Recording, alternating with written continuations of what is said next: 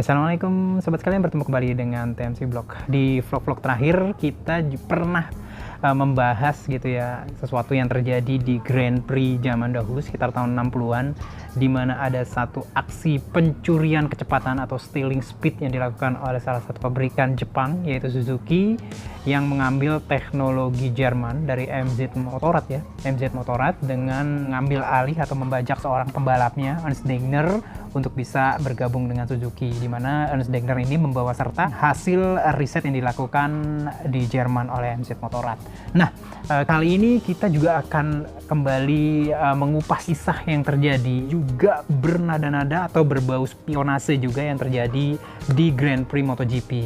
Namun, yang mau saya akan ceritakan kepada teman-teman sekalian di sini itu boleh dibilang terjadi nggak jauh dari Grand Prix yang sedang kita tonton saat ini. Jadi nggak jauh dari tahun 2021. Ini diperkirakan terjadi mungkin di tahun 2014-2015. Sebenarnya cerita ini tuh diceritakan oleh salah seorang pengisi artikel di tmcblog.com gitu ya, Om Manuel Pecino, yang berasal dari Spanyol. Kami sedang bersama-sama meliput secara langsung di sirkuit tes pramusim MotoGP 2018. Itu sekitar awal bulan Februari kalau nggak salah, 2018. Di meja media center, seperti biasa kalau misalkan teman-teman sekalian kenal Om Manuel Pecino, itu dia tuh kalau menceritakan udah pasti dalam bahasa Inggris, itu tuh berapi-api dan dia menggunakan banyak banget style Spanyolnya kayak gitu. Dan menurut kami cerita ini layak banget jika teman-teman sekalian coba dengerin gitu ya, untuk sekedar menambah wawasan teman-teman sekalian mengenai apa yang terjadi behind the scenes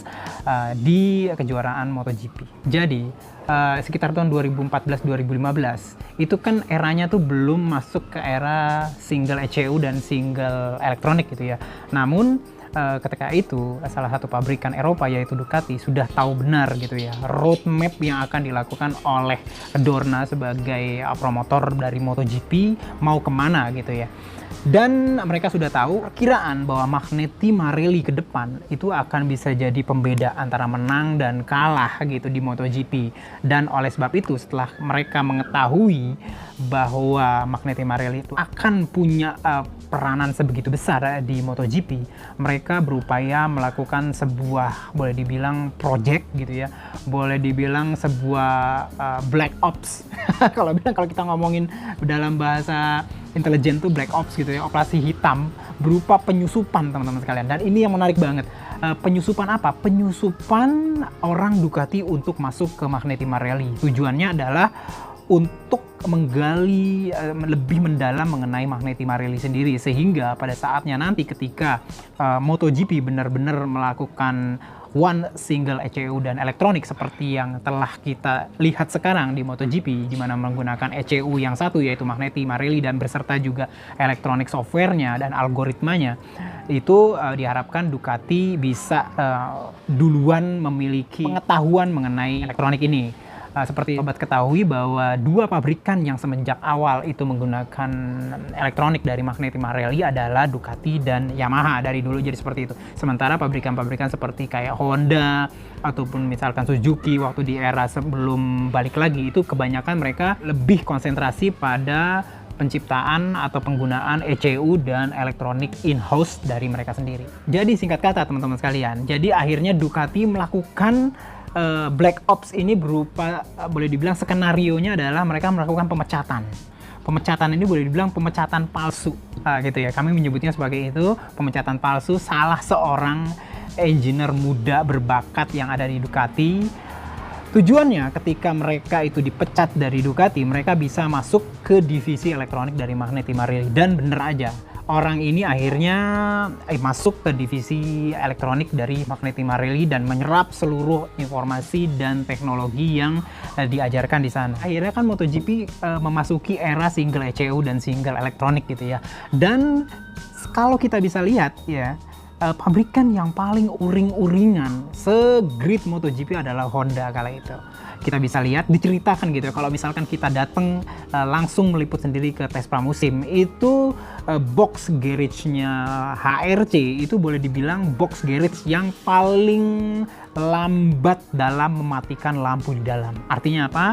Diceritakan di dalam box garage-nya itu atau di dalam pit box-nya itu mereka melakukan banyak hal sampai larut malam guna mengejar ketertinggalan mereka dari kebutaan mereka terhadap ECU dan software dari Magneti Marelli ini. Mereka melakukan berbagai macam perubahan gitu ya, kayak misalkan pergantian dari putaran dari crankshaft dari forward rotating crankshaft menjadi backward rotating crankshaft. Terus habis itu mereka mengubah firing pengapian dari yang awalnya screamer, kalau teman-teman sekalian ngerti ya, biasanya RC213V sampai sekitar tahun 2015-16 itu menggunakan screamer. Mereka akhirnya kembali lagi menggunakan firing order yang diperkenalkan oleh Honda dulu di zaman Mick Doohan, yaitu Big Bang gitu. Nah, sampai segitu, dan akhirnya mereka juga sempat mengubah funnel ram air dari yang awalnya ke samping menjadi ke tengah, dan itu boleh bilang banyak banget yang dilakukan oleh Honda. Nah, solusi-solusi yang mereka lakukan di sisi teknis. Lain dari upaya Honda dan HRC dalam sisi teknis untuk menemukan link and match dari Honda RC213V dengan elektronik dari Magneti Marelli, mereka juga melakukan upaya lain, yaitu berupaya untuk menambah sumber daya yang lebih mengerti mengenai elektronik dari Magneti Marelli ini. Dan orang yang berhasil mereka rekrut dari Magneti Marelli ternyata adalah orang yang dulunya itu dipecat oleh Ducati untuk masuk ke Magneti Marelli. Dan ini tuh sesuatu yang boleh bilang agak sedikit lucu, dan fakta bahwa akhirnya HRC menemukan orang ini yang akhirnya ditemukan bernama Filippo Tosi, itu sempat membuat boleh dibilang Ducati Corse itu sedikit marah gitu ya, marah terhadap diri mereka sendiri. Kenapa bisa nih si Filippo Tosi ini bisa direkrut oleh HRC?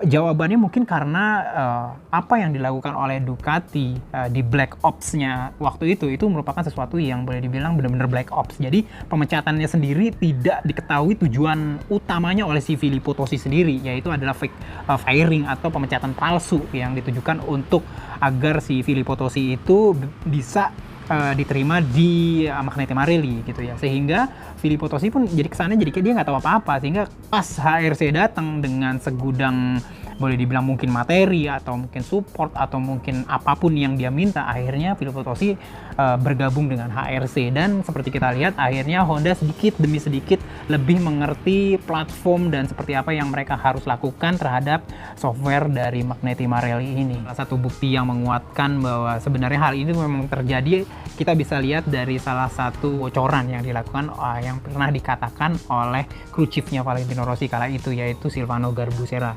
Garbusera pernah bilang ya, saya baca ini ya, Ducati telah bekerja dengan Magneti Marelli bertahun-tahun, dan tahun lalu gitu ya, artinya tahun 2017 HRC mengangkat seorang engineer elektronik yang pernah bekerja dengan Ducati dan lalu bekerja dengan Magneti Marelli.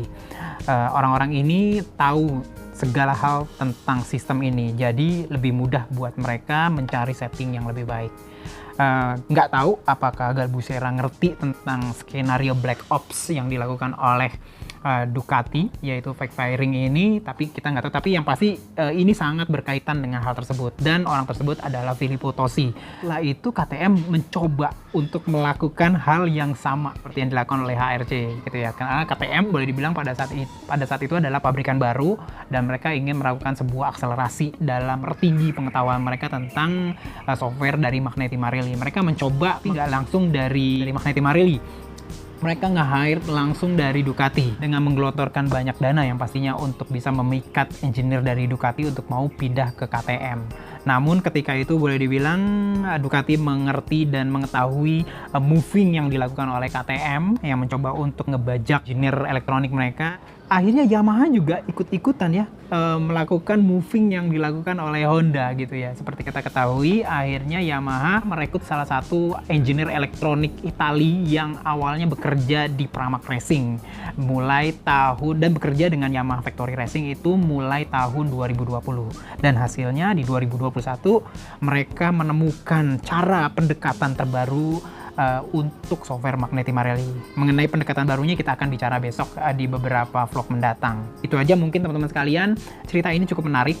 Kalau cerita mengenai Ernst Degner itu diberi judul oleh Matt Oxley sebagai Stealing Speed ya, saya mungkin memilih judul Stealing Beat untuk cerita Black Ops-nya Ducati yang gagal dan dicaplok oleh HRC ini. Itu aja. Semoga kita selalu sehat selalu dan semoga kita bisa bertemu di vlog mendatang. Assalamualaikum warahmatullahi wabarakatuh.